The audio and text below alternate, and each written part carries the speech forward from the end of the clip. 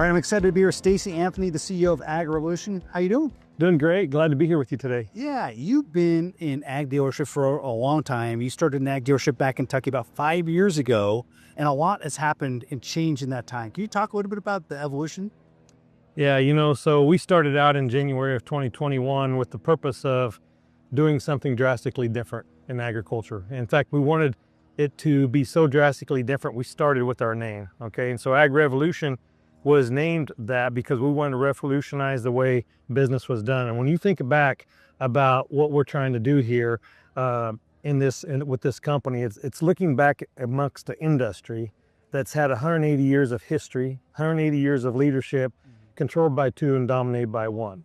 So when you think about coming in there as a new company and a new angle of choice, you got to ask yourselves, what are we going to do that's different? And so what we asked ourselves is, we said, well, let's first go to where we need to go, and that's out to the farmer.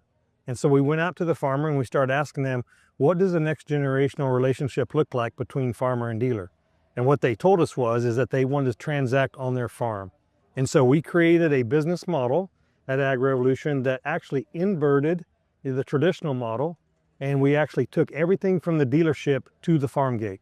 And that includes parts, sales, service, digital solutions, technology solutions, and that's exactly how we started in January of 21. That's fascinating. So they don't have to go into the dealership, you bring it to them. Correct. So we have what's called smart network coverage because we do believe that brick and mortar is important. Yeah. And there's strategic places and reasons for that. But overall, when you think about the other industries that are like kind, for instance, automotive, heavy truck, construction, all of those are bring it to us type of models. You really can't get your car out of the Ford dealer unless you paid your bill and they hand you your keys. And so with us, we said, hey, if we're really going to invert, we're going to take everything to the farm. So that means that we do about 90% of our service on the farm today.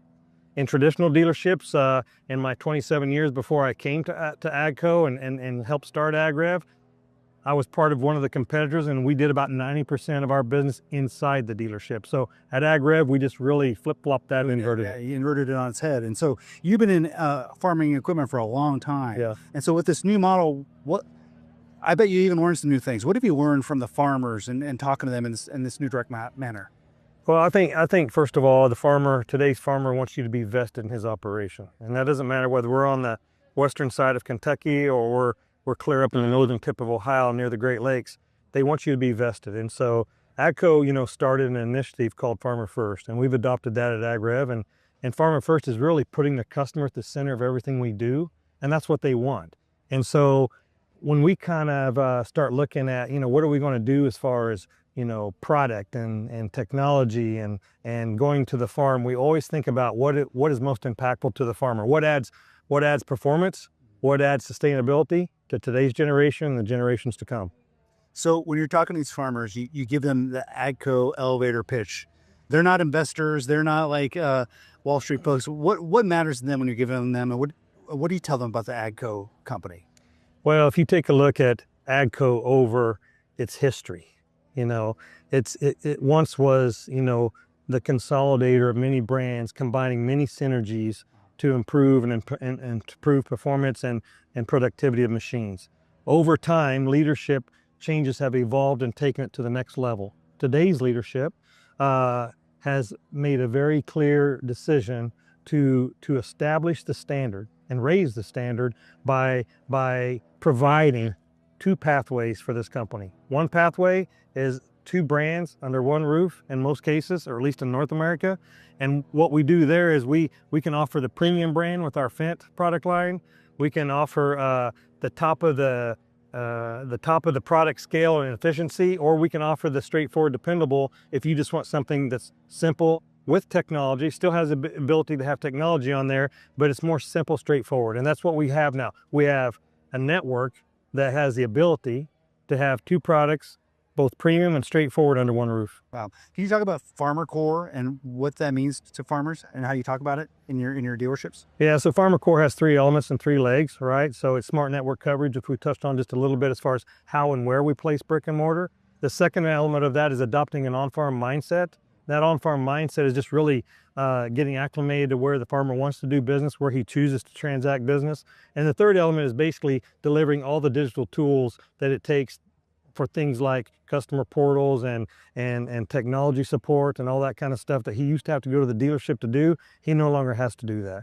We're bringing everything to the farm, including delivery of parts to the technician that is going to maybe go out tomorrow and they have a week of scheduling done. They don't have to come back to the dealership anymore and get their parts. We deliver them to the front porch of that technician, and they go from their residence to job to job to job, and they just never come back to the store. You're on the front lines talking to farmers every day, and that's such a different model. Beyond even AGCO, what are you hearing from them? What are some of the challenges? What are you hearing in terms of what they're talking about today? Well, today's farmer, you know, they want to optimize production out of every acre. Yeah. They want to reduce expense out of that same acre. So we teach our team to go onto a farm and not really go into selling mode. We don't try to sell the farmer anything. What we try to do is offer solutions.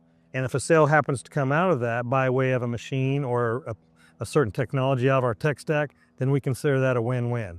But today's farmer really wants you to be vested, and he wants you to, you know, we say this, that we stay hungry, we stay humble, and we stay focused on what matters most. And at the end of the day, we're going to ask and earn for your business.